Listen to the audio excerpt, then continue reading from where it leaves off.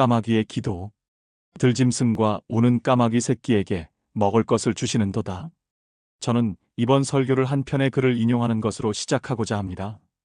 저는 여기서 까마귀에 관한 한 주석가의 기록을 여러분께 소개합니다. 제가 이 글을 선택한 이유는 그것이 하나님이 우리를 보호하시는 일에 대해 더 큰 신뢰를 갖도록 돕는다고 확신하기 때문입니다. 까마귀는 새끼들에게 털이 닿아서 훨훨 날 수 있게 되면 둥지 밖으로 새끼들을 밀어냅니다. 그리고 둥지 밖에서 새끼들 스스로 살아가도록 합니다. 그런데 이 새끼들은 둥지로부터 처음 날아나올 때 스스로 먹이를 어떻게 구해야 하는지 그 수단에 대해 전혀 모릅니다. 그때 하나님은 그 새끼들에게 먹이를 공급해 주십니다. 믿을 만한 전문가들에 의하면 까마귀는 이 점에서 깜짝 놀랄 만큼 엄격하고 가혹하다고 합니다. 왜냐하면 새끼들이 스스로 먹이를 구할 수 있을 때까지 절대로 그들에게 먹이를 가져다 주지 않기 때문입니다. 또 어떤 학자들은 어미 까마귀가 새끼들이 자랐던 지역에 머물지 못하도록 다른 지역으로 쫓아낸다고 주장합니다. 사실이 그렇다면 새끼들은 어디로 가야 할지 방황하지 않을 수 없습니다. 어디로 가야 할지 방황할 수밖에 없습니다. 우리는 필요가 게으른 아내를 부지런하게 한다는 속담을 알고 있습니다.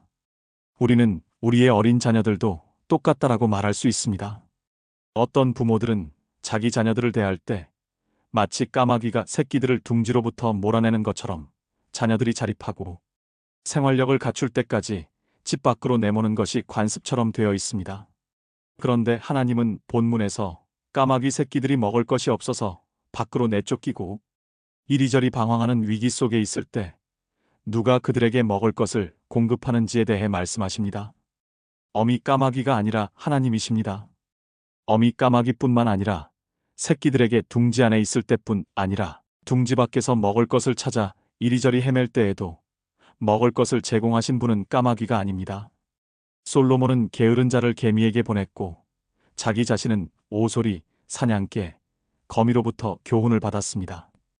우리도 하나님이 지으신 모든 피조물들을 통해 교훈을 받아야 합니다. 이제 우리는 학교에서 배우는 것처럼 까마귀 둥지로 가서 배워야 하겠습니다. 우리의 사랑하는 주님은 단 한 번 까마귀로부터 아주 강력한 논증을 이끌어내셨습니다. 그것은 삶 속에서 부질없는 고뇌에 시달리는 하나님의 종들에게 위로와 힘을 주기 위해 주어졌습니다. 주님이 이끌어내신 논증은 다음과 같습니다. 까마귀를 생각하라. 심지도 아니하고 거두지도 아니하며 골방도 없고 창고도 없으되 하나님이 기르시나니 너희는 새보다 얼마나 더 귀하냐? 주님의 논리를 따라서 저는 여기서 다음과 같이 논증해 보겠습니다. 까마귀가 우는 모습을 생각해 보십시오. 사납고 모호하고 쉰 소리로 까마귀들은 자기가 원하는 것을 표현합니다. 그러면 우리의 하늘 아버지는 그것들의 기도에 응답하시며 그것들에게 먹을 것을 제공하십니다. 여러분도 까마귀와 똑같이 기도하기 시작하시고 그분의 호의를 구하시기 바랍니다. 여러분은 그것들보다 얼마나 더 귀하십니까? 하나님은 까마귀들도 돌보시는데 어찌 여러분을 돌보지 않으시겠습니까? 그분은 아직 털이 나지 않은 까마귀들이 그 둥지에서 배고프다고 소리를 지를 때 그 부르짖는 소리를 들으십니다. 그렇다면 그것들의 부르짖음에 응답하여 먹을 것을 제공하시는 하나님이 예수 그리스도를 통하여 자신의 얼굴과 자비를 구하는 연약하고 두려워하는 자녀들인 여러분에게 어찌 응답하지 않으시겠습니까? 이번 설교의 가장 큰 관심사는 오직 이 한 가지 사상을 피력하는 데 있습니다. 성령의 인도 아래 저는 자비를 위해 기도했지만 아직 그것을 받지 못한 분들, 어쩌면 오랫동안 무릎 꿇고 간절하고 처절하게 부르짖으며 기도해 오셨음에도 여전히 평강을 누리지 못하고 계신 분들에게 도움이 되었으면 하는 심정으로 이 설교를 전합니다. 그들의 죄는 여전히 그들의 목을 연자맷돌처럼 짓누르고 있습니다. 그들은 죽음의 그림자가 드리워진 계곡에 앉아 있습니다. 그들에게는 빛이 전혀 없습니다. 그리고 그들은 손을 비틀며 이렇게 탄식합니다. 하나님, 당신은 은혜 베푸시는 일을 잊으셨습니까? 갈급한 영혼의 간구에 귀를 막으셨나이까?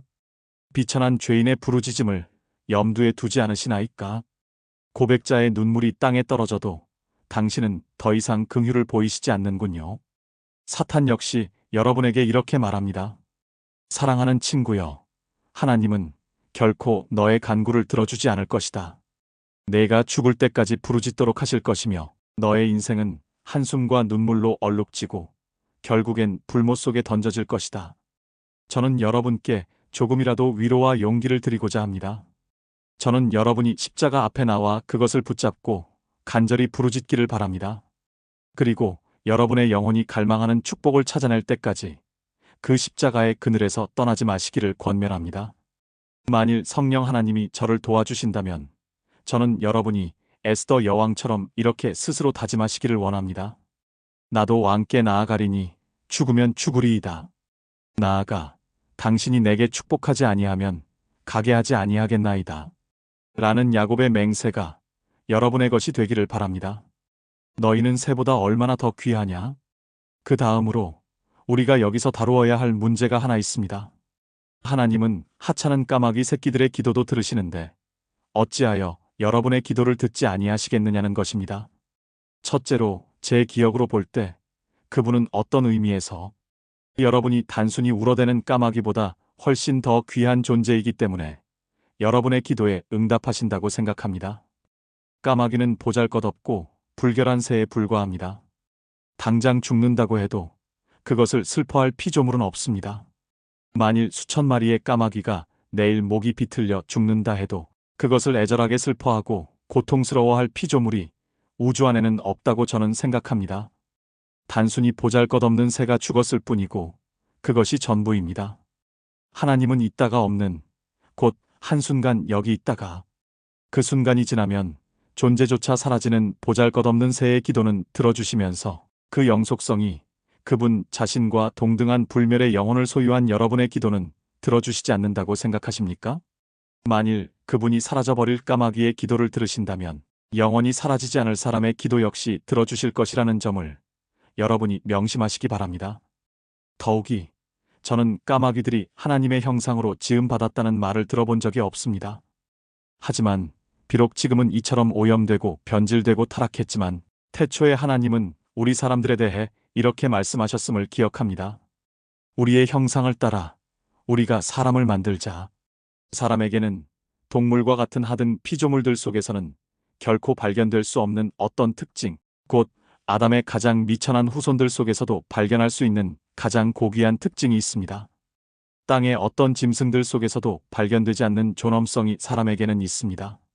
베헤못과 리워야다는 사람의 발 아래 복종하게 됩니다. 독수리는 사람의 영혼이 높이 날아오르는 것보다 더 높이 날지 못할 것입니다. 사자는 사람의 영이 갈망하는 진수성찬을 먹고 자랄 수 없습니다.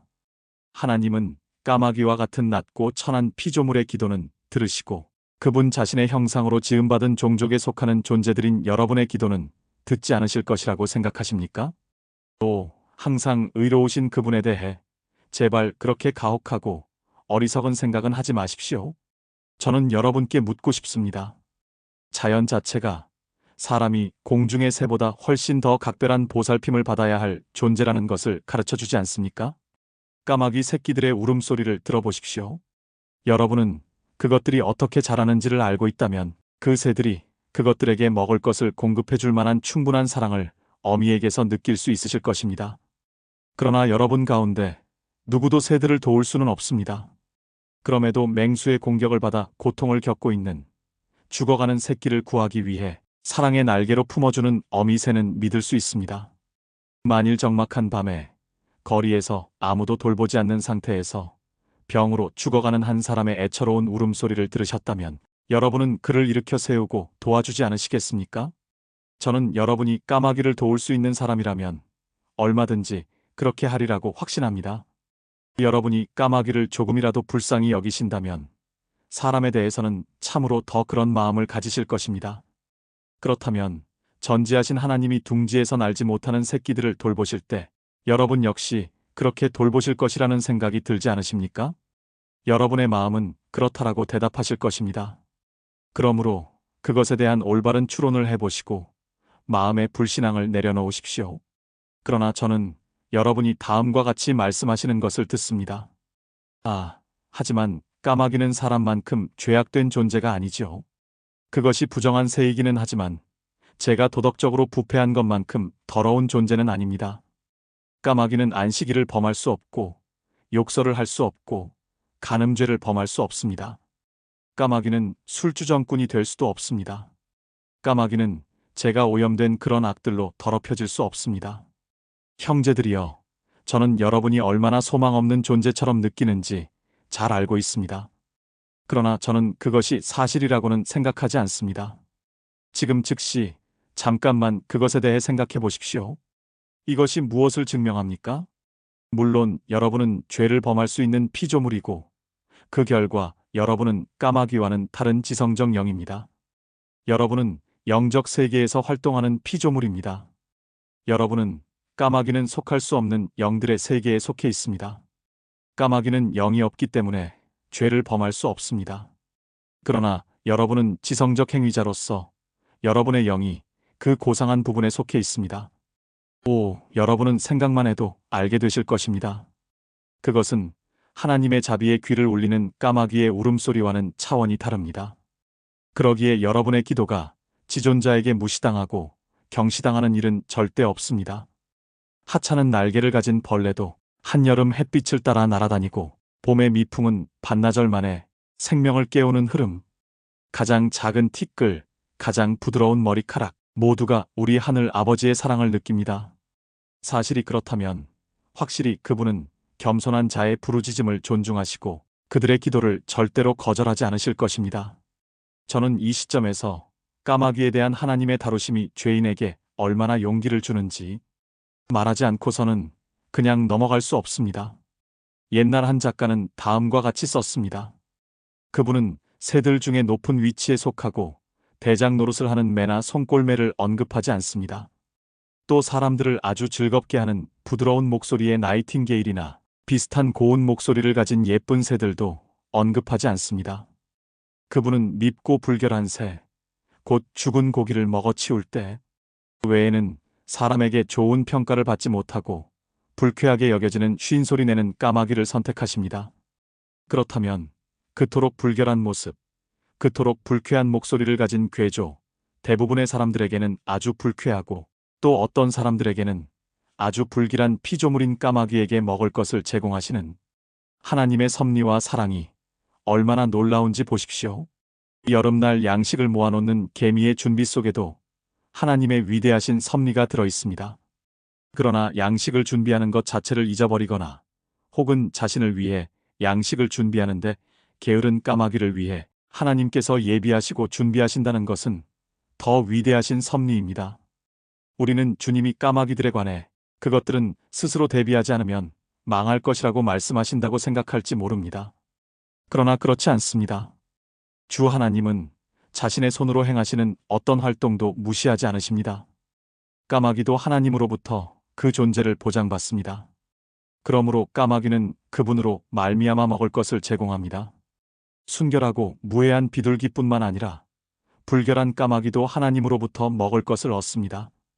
이것은 우리 안에 아름다운 것이 없어도 우리가 추하고 까마귀처럼 불결한 죄인이라 할지라도 우리의 부르짖음이 하늘에 상달되는데 아무 문제가 되지 않는다는 것을 분명히 보여줍니다. 예수님의 보혈이 우리의 무가치함을 제거하고 우리의 더러움도 완전히 깨끗하게 하실 것입니다. 그러므로 오직 주 예수를 믿으십시오. 그리하면 우리는 평강을 얻을 것입니다. 그 다음으로 여러분의 부르짖음과 까마귀의 울음 사이에는 커다란 차이가 있습니다. 까마귀 새끼들이 울부짖을 때 저는 그것들이 자기들이 무엇을 원하는지 거의 모르고 있다고 봅니다. 그것들은 먹을 것을 위해 울부짖도록 하는 자연적 본능이 있습니다. 하지만 그 울음은 본질상 그것들의 필요를 분명히 표현하는 것이 아닙니다. 여러분은 곧 알게 되실 것입니다. 그것들이 먹을 것을 원하지만 그것을 표현할 수 있는 언어는 없습니다. 그것들은 단 한마디도 깔끔하게 표현할 능력이 없습니다. 그것은 다만 끊임없이 깍깍거리며 갈망하는 울부짖음이고 그것이 전부입니다. 그러나 여러분은 여러분이 무엇을 원하는지 알고 계십니다. 단지 몇 마디 말일지라도 여러분의 마음은 자기의 고통과 비참한 불행을 알고 있습니다. 여러분의 한숨과 탄식은 분명한 의미를 갖고 있습니다. 여러분의 오성은 여러분의 곤궁한 마음의 오른편에 서 있습니다. 여러분은 평화와 용서를 원하신다는 것을 압니다. 여러분은 자신에게 예수님, 그분의 보배로운 피, 그분의 완전한 의가 필요하다는 것을 압니다. 만일 하나님이 까마귀와 같은 미물에 이상하고 무의미하고 애매한 울부짖음을 들으신다면 그분이 또한 가난하고 곤궁하며 죄책감을 느끼는 영혼이 그분께 하나님이여 불쌍히 여기소서. 나는 죄인이로소이다. 라고 부르짖는 합리적이고 의미 있는 기도도 들으실 것이라는 생각이 들지 않으십니까? 확실히 여러분의 이성은 여러분에게 그것을 말해줄 것입니다. 더 나아가 까마귀 새끼들은 변론을 사용할 줄 모릅니다. 왜냐하면 그것들은 오성이 없기 때문입니다. 그것들은 여러분이 다음과 같이 말할 수 있는 대로 말할 수 없습니다. 구주의 보혈을 간청하네. 나의 하나님과 씨름하기 위해 내가 취하는 변론을 그분은 아시네. 나는 그분의 자비를 구하네. 까마귀 새끼들은 하나의 변론, 즉 그것들의 비참한 필요를 가집니다. 그 울부짖는 힘은 그 이상도 이하도 아닙니다. 그리고 이것조차도 그것들은 논리정연하게 표현하거나 말로 묘사할 수 없습니다. 그러나 여러분은 자유자재로 구사할 수 있는 수많은 변론을 갖고 계십니다. 또 그 변론들이 은혜의 보좌 앞에 도달하도록 그것들을 질서 있게 세우고 정리할 만한 오성을 소유하고 계십니다. 확실히 까마귀의 불분명한 욕구에 대한 단순한 외침이 하나님을 설복시킨다면 여러분이 그분 앞에서 자신의 입장을 변론하고 여러분의 입술로 하는 변론을 가지고 그분께 나아간다면 얼마나 더 확실하겠습니까? 절망하는 여러분이여, 오셔서 여러분의 주님을 시험해 보십시오. 저는 여러분이 지금이라도 제발 여러분의 슬픈 소곡이 은혜의 귀에 들리도록 노래 부르기를 애원합니다. 그 터질 것 같은 마음을 여십시오. 그리고 하소연하는 말들이 여러분의 능력 밖이라면 눈물로 호소하십시오. 그러나 까마귀가 종종 기도로 하나님을 구하는 어떤 죄인들보다 더 많은 이점을 갖는 듯 보일 때가 있지 않을까 저는 두렵습니다. 말하자면 이런 경우입니다. 까마귀 새끼들은 어떤 사람들이 자기들의 영혼에 관해 갖는 것보다 훨씬 더 진지한 태도를 먹을 것에 관해 가진다는 것입니다. 그러나 이것이 여러분을 실망시키게 해서는 안 됩니다. 오히려 여러분으로 하여금 지금까지 가졌던 것보다 더 진지한 자세를 취하도록 해야 할 것입니다.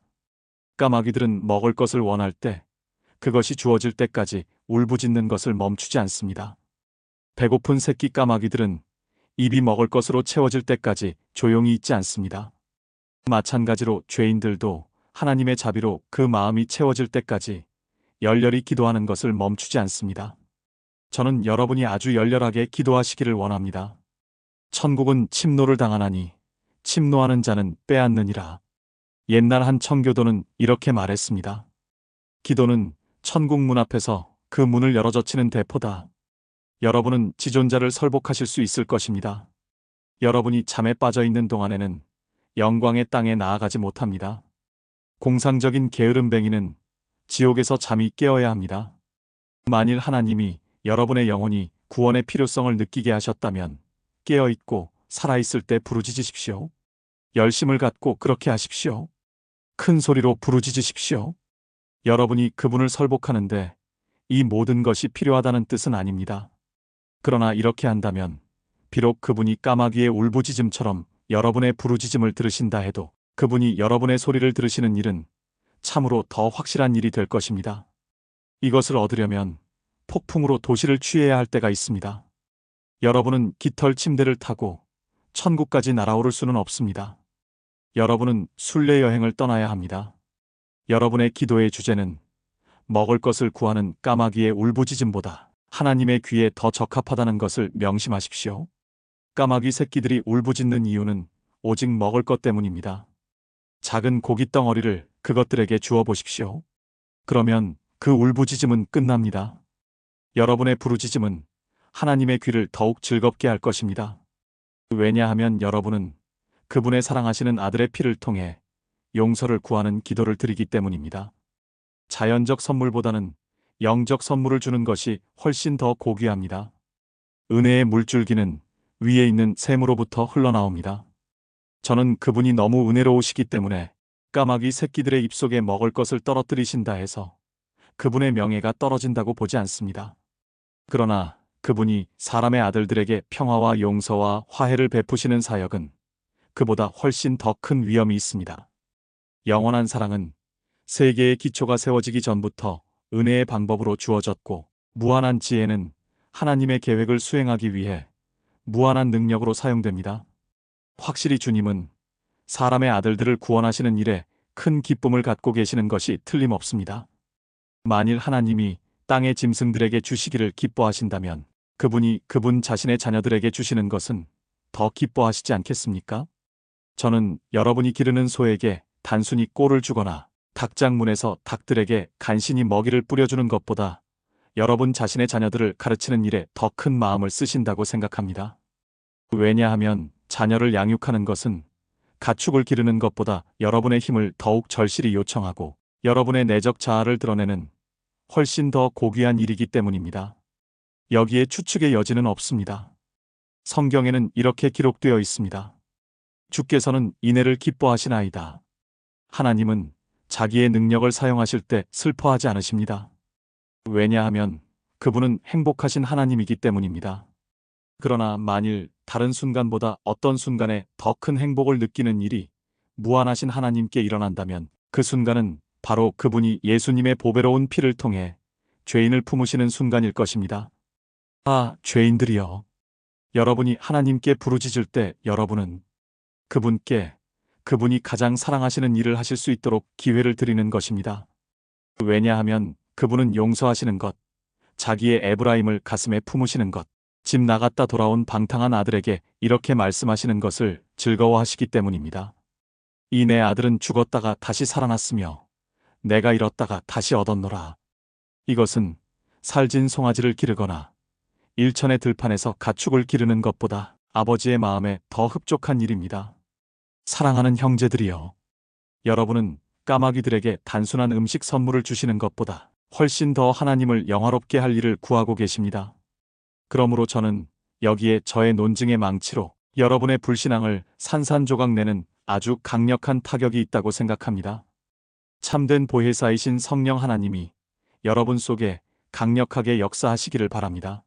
확실히 까마귀에게 먹을 것을 주시는 하나님은 구하는 죄인들에게 평화와 용서를 거부하지 않으십니다. 그분을 시험하십시오. 이 순간에 그분을 시험하십시오. 아니, 절대로 도망가지 마십시오. 지금 그분을 시험하십시오. 우리는 전체 주제가 아주 풍요롭게 되는 한 지점에서 결코 멈추어서는 안 되겠습니다. 여러분께 위로를 주는 또 다른 원천이 있습니다. 그것은 곧 까마귀는 어디에서도 울부짖도록 명령받은 적이 없다는 것입니다. 까마귀들은 울부짖을 때 그들의 간청이 하나님의 입술을 통해 특별한 위로가 있을 것이라고 결코 보증받지 못했습니다.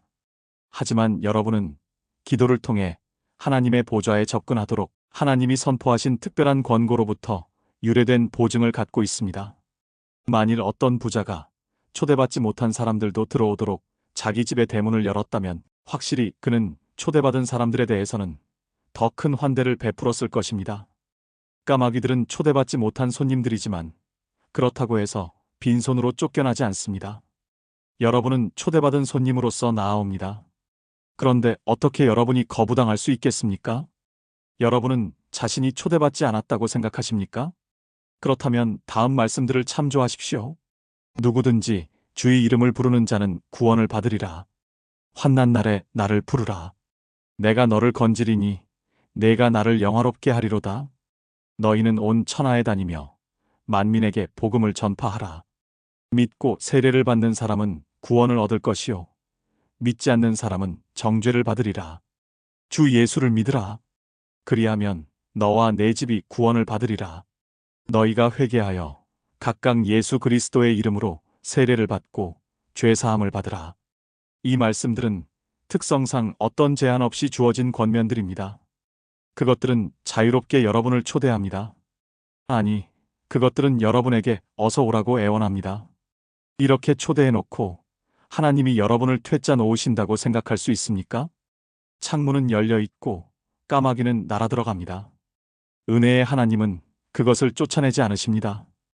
본문은 열려 있고 약속은 여러분에게 오라고 초대합니다. 그분이 여러분을 거절하실 것이라고 생각하지 마십시오. 아니, 오히려 그분은 여러분을 은혜롭게 맞아들이시고 여러분을 자유롭게 사랑하십니다. 그때 여러분은 이렇게 말하게 될 것임을 믿으십시오. 주님께 입술의 열매를 드리리이다. 어쨌든 그분께 나아가십시오. 지금이라도 그분을 시험해 보십시오. 다시 말해, 또 다른 변론, 곧 한층 강력한 변론이 있습니다. 까마귀 새끼의 울부짖음은 단지 피조물의 자연적 울부짖음에 불과합니다.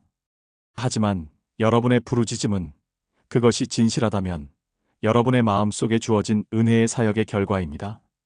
까마귀가 하늘을 향해 울부짖을 때 울부짖는 것은 단순히 까마귀 자신일 뿐입니다. 그러나 여러분이 하나님이여 불쌍히 여기소서, 나는 죄인이로소이다 라고 부르짖을 때 여러분 안에서 부르짖는 분은 성령 하나님이십니다.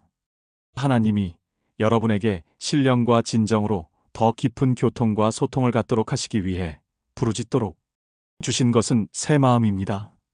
우리는 그것을 진실로 생각한다면 우리 자녀들에게 그들의 기도를 드리도록 가르칠 수는 있지만 그들에게 기도하는 법을 가르칠 수는 없습니다. 여러분은 기도책을 만들 수 있지만 책 속에 기도의 열매를 적어 넣을 수는 없습니다. 왜냐하면 그것은 책에 적어둘 수 없는 영적 문제이기 때문입니다. 어쩌면 여러분 가운데 어떤 분들은 가족들에게 기도문을 읽어줄 수도 있습니다. 저는 그런 습관이 나쁘다고 보지는 않습니다만 그에 관해 다른 결과가 있을 수 있습니다. 여러분은 70해 동안 기도문을 읽어줄 수 있지만 한 번도 참된 기도를 드리지 못한 것일 수도 있습니다. 왜냐하면 기도는 단순한 말과는 확실히 다른 일이기 때문입니다. 참된 기도는 마음을 하나님과 나누는 것입니다. 이때 마음은 성령 하나님이 돛의 바람을 불게 하셔서 배가 천국으로 더 빨리 나아갈 수 있을 때까지 하늘의 항구로 영적 거래 속에 들어갑니다. 너희가 거듭나야 하리라. 만일 여러분의 마음속에 어떤 참된 기도가 있다면 여러분이 그 비밀을 다 알지 못한다 해도 성령 하나님이 그 안에 계신 것입니다. 그런데 만일 그분이 그분 자신의 것이 아닌 다른 존재들의 부르짖음도 들으신다면 자신에게 속한 사람들의 기도는 얼마나 더 잘 들어주시겠습니까? 여러분은 여러분의 부르짖음이 본능적인 것인지 아니면 영적인 것인지 잘 몰라 혼란을 겪으셨을 수도 있습니다.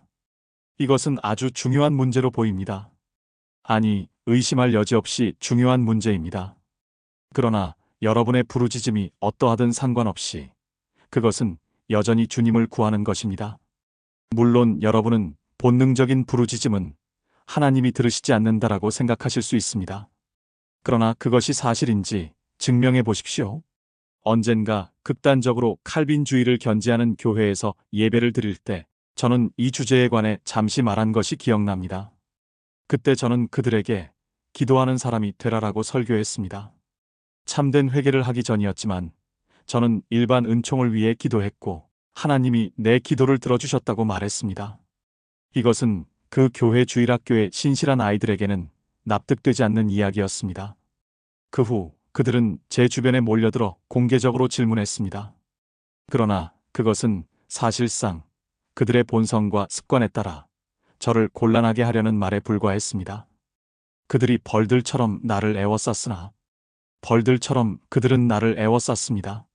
하나님이 거듭나지 않는 사람의 기도를 들으신다고 말하는 것은 아르미니우스주의자들이 말하는 것보다 더 잘못된 말이라고 극단적 칼빈주의자들에게는 도저히 용납될 수 없는 얘기였습니다. 어떻게 하나님이 불신자의 기도를 들어주신다고 할 수 있느냐? 제가 잠시 숨을 고르고 있을 때 빨간 외투를 입은 한 노인이 다른 사람들을 밀치고 제 옆으로 오더니 그들을 향해 이스라엘의 어머니처럼 아주 강력한 어조로 이렇게 말했습니다. 너희는 왜 하나님이 직접 하신 말씀을 망각하고 그런 질문을 하느냐? 어떻게 하나님이 불신자의 기도를 들으시지 않는다고 말하느냐? 아니, 까마귀 새끼들이 그분께 울부짖을 때 그것들의 기도를 들어주시지 않았느냐? 그런데 그 기도가 영적 기도였다고 생각하느냐? 그러자 즉각 그토록 도전적이던 아이들이 그 말에 복종하고 잠잠해졌습니다. 더 이상 도전은 없었습니다. 왜냐하면 그들의 과거의 삶을 돌아보고 자신들의 실수를 인정했기 때문입니다. 형제들이여, 확실히 이것은 여러분에게 용기와 위로를 줄 것입니다. 여러분의 기도가 본능적인지 아니면 영적인지, 또 그것이 하나님의 영을 통해 나온 것인지 아니면 그렇지 않은지의 문제가 여러분을 혼란스럽게 한다고 해서 저는 지금 그 문제에 대한 해답을 여러분께 제시하려 하지는 않습니다. 만일 기도가 여러분의 진실한 마음으로부터 나온 것이라면 여러분은 믿지 못하실지 모르지만 저는 그것이 하나님이 들으시는 기도라고 믿습니다. 하나님은 까마귀들의 울부짖음도 들으십니다. 그러기에 여러분의 기도도 들으신다고 저는 확신합니다. 나아가 저는 여러분의 마음 속에서 의심이 일어나지 않기를 바랍니다. 여러분 안에서 여러분이 기도하도록 이끄시는 하나님의 영의 은밀한 역사가 있기 때문에 여러분은 그것을 인정하지 못하실지라도 하나님이 여러분의 기도를 들으신다고 생각합니다. 그러나 저는 그 점을 더 강력하게 논증할 수 있는 주장을 갖고 있습니다. 까마귀 새끼들은 울부짖을 때 홀로 울부짖습니다. 그러나 여러분은 기도할 때 여러분과 함께 기도하는 막강한 기도 동반자가 옆에 계십니다. 죄인이 하나님이여 불쌍히 여기소서. 나는 죄인이로소이다.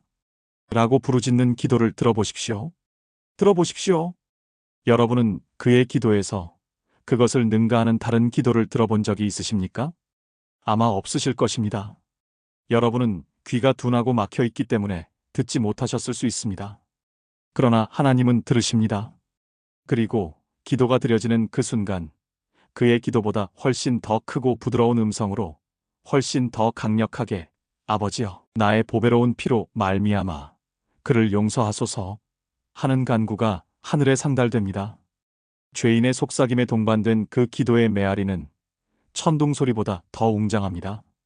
참으로 어떤 죄인도 그 순간 기도하시는 그리스도의 기도가 없이는 결코 기도하지 못합니다. 여러분은 기도하시는 그분을 보거나 그분의 기도 소리를 들을 수는 없습니다. 그러나 예수님은 자신의 영혼이 먼저 자극받지 않고서는 결코 여러분의 영혼의 심연을 자극하지 않으십니다. 오, 죄인들이여! 여러분의 기도는 하나님 앞에 오면 그것이 여러분에게서 나올 때와는 전혀 다른 기도가 됩니다. 때때로 가난한 사람들이 취직을 부탁하기 위해 우리에게 옵니다. 그들은 탄원서를 가지고 와서 그것을 받아달라고 요구합니다. 그런데 그것은 아주 난필이라 우리는 간신히 그들의 의도를 파악할 수 있습니다. 그러나 그것만으로도 우리가 그들의 의도를 알아내기에는 충분합니다. 무엇보다 먼저 우리는 그들의 탄원서를 다시 정서해서 그와 똑같은 좋은 복사본을 만듭니다. 그런 다음 거기에 그들을 돕기 바란다는 말을 적고 그 밑에 우리의 이름으로 서명합니다. 만일 우리가 어떤 영향력을 갖고 있다면 그들은 탄원서 맨 밑에 적혀진 그 이름의 힘으로 말미암아 그들의 소원을 이룹니다. 이것이 바로 주 예수 그리스도께서 우리의 연약한 기도들에 대해 하시는 일입니다. 그분은 그것들의 완전한 복사본을 만드시고 거기에 자기 자신의 속죄의 피로 도장을 찍고 그 밑에 자신의 이름을 적으십니다. 그렇게 해서 그것들은 하나님의 보좌로 올라갑니다. 그것이 여러분의 기도입니다. 그러나 그것은 또한 그분의 기도이기도 합니다. 그것이 여러분의 기도가 그것을 능가하는 그분의 기도가 되는 진실입니다. 그렇다면 이것은 참으로 강력한 논증입니다. 만일 까마귀들이 오로지 홀로 울부짖는데도 그 힘없는 지저귀이 그것들의 소원을 이루게 한다면 가난하고 두려워 떠는 죄인의 애처로운 간구는 얼마나 더 잘 응답받겠습니까? 왜냐하면 죄인은 예수님 때문에라고 말할 수 있고 주 예수 그리스도가 그것을 받을 자격이 있으시니 오 주여 그분으로 말미암아 제게 그것이 주어졌나이다. 라는 복된 고백 하나로 그분의 모든 변론들을 자기 것으로 삼을 수 있기 때문입니다. 저는 오랫동안 부르짖었지만 결코 응답받지 못했다고 염려하는 분들을 위해 이번 설교를 준비했습니다. 저는 그분들이 더 이상 오래 기다릴 필요 없이 곧 은혜로운 평강의 응답을 받으시리라고 확신합니다. 그리고 만일 즉각 마음의 소원들을 이루지 못하신다 해도 은혜의 날이 임할 때까지 인내할 용기를 얻으시기 바랍니다. 여러분은 까마귀들이 갖고 있지 못한 약속을 갖고 계십니다. 만일 우리에게 그것을 더 깊이 곰곰이 생각해 볼 여유가 있다면 그것은 또 다른 변론을 여러분에게 제공합니다. 하오니 간구에 대한 약속을 가진 두려워하는 자들이여 결코 두려워하지 말고 속히 은혜의 보좌로 나아가십시오. 이 설교를 마감하면서 마지막으로 여러분께 부탁드립니다. 비록 여러분이 응답받지 못한 기도를 드렸다고 할지라도 계속 기도하십시오. 7번까지 다시 가라. 예수 그리스도 안에 있는 하나님의 자비가 여러분의 유일한 소망임을 잊지 마십시오. 물에 빠진 사람이 자기 손에 잡히는 유일한 밧줄을 붙잡는 것처럼 그것을 붙잡으십시오. 만일 여러분이 주님의 보배로운 피로 말미암아 자비를 구하는데 실패한다면 여러분은 그 길에서 멸망당한 최초의 사람이 될 것입니다. 계속 부르짖으십시오. 끝까지 부르짖으십시오. 그러나 아침에 해가 동쪽에서 뜰 것을 믿는 믿음처럼 믿으십시오.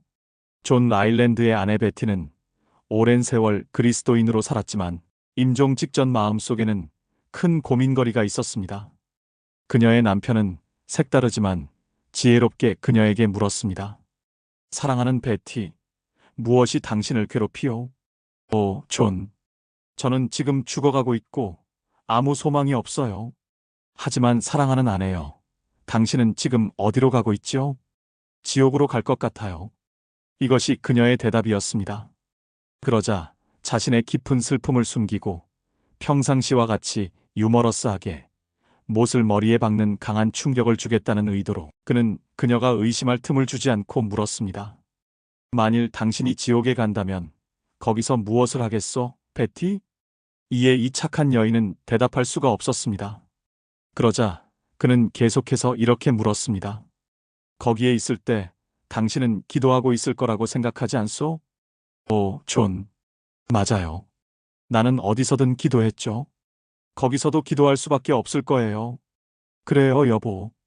그러면 지옥의 사자들이 이렇게 말할 거요. 베티 라일랜드가 여기서 기도하고 있다. 밖에 내던져 버려라. 여기서 기도하는 자는 누구든 용납할 수 없어. 당장 내다 버려라.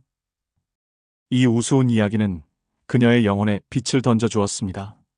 그녀는 진정으로 그리스도를 구하는 영혼의 마음의 불합리를 즉각 깨달았고, 그래서 그녀는 그 불합리를 그분 앞에서 영원히 폐기 처분했습니다.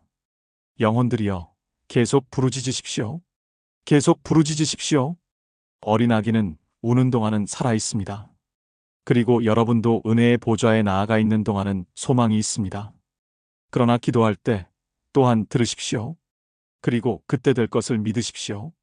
왜냐하면 그것은 평강이 주어지리라는 믿음으로 말미암기 때문입니다. 여러분은 무엇을 구하십니까? 여러분 중 어떤 이들은 빛나는 환상을 보기를 기대하실지 모릅니다. 하지만 저는 여러분이 그것으로 결코 만족하지 못하실 것이라 봅니다. 왜냐하면 그것은 별로 중요한 것이 아니기 때문입니다. 세상에서 일어난 모든 환상들은 이적의 날들과 병행하기 때문에 결국 아주 단순한 꿈일 뿐이고 꿈이란 공허한 것에 불과합니다. 사람들은 지나칠 정도로 탐식하지만 그것도 헛된 것입니다. 그것은 소화불량을 일으키거나 두뇌의 활동을 둔화시키고 그것이 전부입니다. 만일 그것이 여러분이 회심에 대해 갖고 있는 증거의 전부라면 여러분은 그것을 충분히 의심하셔야 합니다.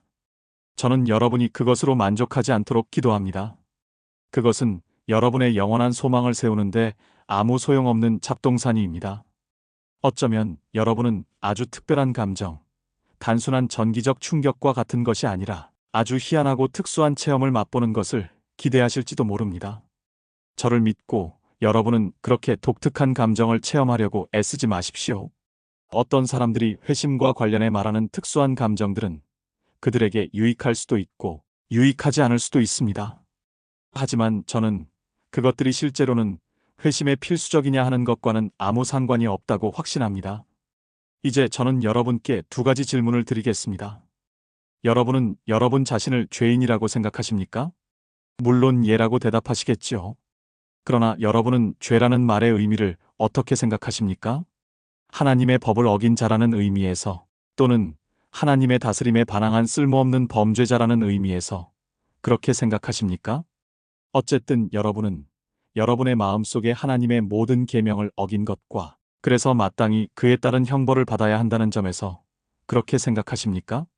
그러면 여러분은 이렇게 대답하시겠지요. 예, 저는 그렇다고 믿을 뿐 아니라 그것을 느끼고 있습니다.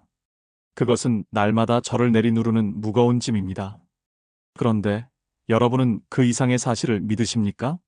곧 주 예수 그리스도께서 여러분의 이 모든 죄를 제거하셨다는 것을 믿으십니까? 예, 저는 그것도 믿습니다. 그러면 여러분은 그분이 여러분을 구원하신다는 것을 믿으실 수 있습니까? 여러분은 구원받기 원하십니다. 여러분은 스스로 구원할 수 없습니다. 여러분은 그분이 여러분을 구원하신다는 것을 믿으실 수 있습니까? 예, 저는 이미 그것도 믿고 있습니다. 라고 말씀하시겠죠.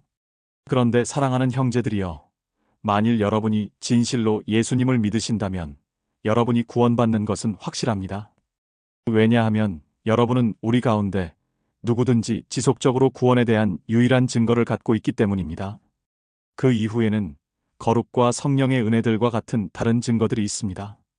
하지만 살아있는 사람들에게 지속적인 최고의 유일한 증거는 바로 이것입니다. 저는 여러분이 어떤 면에서는 즉각 이 이상의 경험을 더 많이 하시기를 바랍니다. 그러나 저는 여러분이 여러분의 증거의 근거와 여러분의 소망의 이유에 관해서는 한치도 더 나아가지 않기를 바랍니다. 거기서 즉시 멈추십시오. 만일 지금 여러분이 여러분 안이나 밖에서 예수 그리스도에 대한 모든 것으로부터 눈을 돌리고 오직 그분의 갈보리 고난과 그분의 전체 속죄 사역을 하나님 앞에 나아갈 수 있는 근거로 신뢰하신다면 여러분은 구원받으셨습니다. 여러분은 그 이상 다른 것이 필요 없습니다. 여러분은 사망에서 생명으로 옮겨졌습니다. 그를 믿는 자는 심판을 받지 아니하는 것이요 아들을 믿는 자에게는 영생이 있나니. 만일 제가 교회당 통로에서 천사를 만났는데 그가 저에게 이렇게 말한다면 어떻겠습니까? 스펄전, 나는 하늘로부터 내가 용서받았음을 말해주러 왔노라. 저는 그에게 이렇게 말할 것입니다. 저는 당신이 그렇게 말하지 않아도 이미 용서받았음을 알고 있습니다. 저는 당신이 갖고 있는 것보다 더 큰 권위에 따라 그것을 압니다. 만일 그가 그것이 무엇인지 내게 말해달라고 요청한다면 저는 이렇게 대답할 것입니다. 제게는 하나님의 말씀이 어떤 천사의 말보다 더 우선입니다. 그리고 하나님은 그를 믿는 자는 심판을 받지 아니할 것이라고 말씀하셨습니다. 저는 그분을 믿습니다. 그러므로 저는 심판받지 않을 것입니다. 어떤 천사가 내게 그것을 말해주지 않아도 저는 그것을 압니다. 고난 속에 있는 여러분들이여, 천사와 징조와 증거와 표적들을 기대하지 마십시오. 만일 여러분이 예수께서 이루신 사역을 믿으신다면 여러분은 이미 여러분의 구원에 관한 세계 최고의 증거를 갖고 계신 것입니다. 여러분은 그에 대한 하나님의 말씀을 갖고 계십니다. 여러분은 여러분의 아버지의 말씀을 받아들이실 수 있습니다. 여러분은 여러분의 어머니의 말씀을 인정하실 수 있습니다. 그런데 왜 하나님의 말씀은 받아들이지 못하시겠습니까? 우리가 하나님을 불신한다는 것은 얼마나 나쁜 마음입니까? 아마 여러분은 그런 적이 없다고 하실 것입니다. 그러나 여러분이 그리스도를 믿지 않으신다면 하나님을 의심하는 것입니다. 왜냐하면 하나님을 믿지 아니하는 자는 하나님을 거짓말하는 자로 만들기 때문입니다. 만일 여러분이 그리스도를 믿지 않으신다면 여러분은 결과적으로 하나님이 거짓말쟁이라고 말하는 것입니다. 여러분은 그렇게 말하기 원하지 않으시지요? 하나님의 신실하심을 믿으십시오.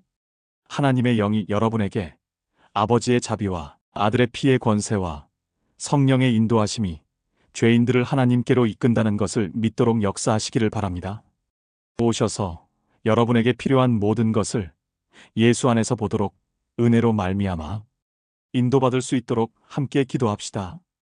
기도는 피조물의 힘, 그의 진정한 생명이자 존재입니다. 기도는 자비의 문을 열 수 있는 황금 열쇠입니다. 기도는 그렇게 말하면 말한 그대로 되는 마법의 소리 같은 능력입니다.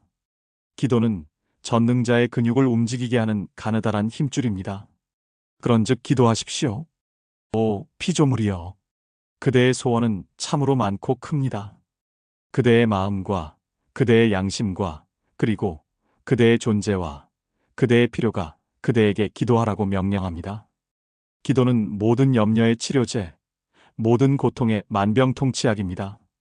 또한 의심의 파괴자, 파멸의 구조자, 모든 고뇌의 해독제입니다.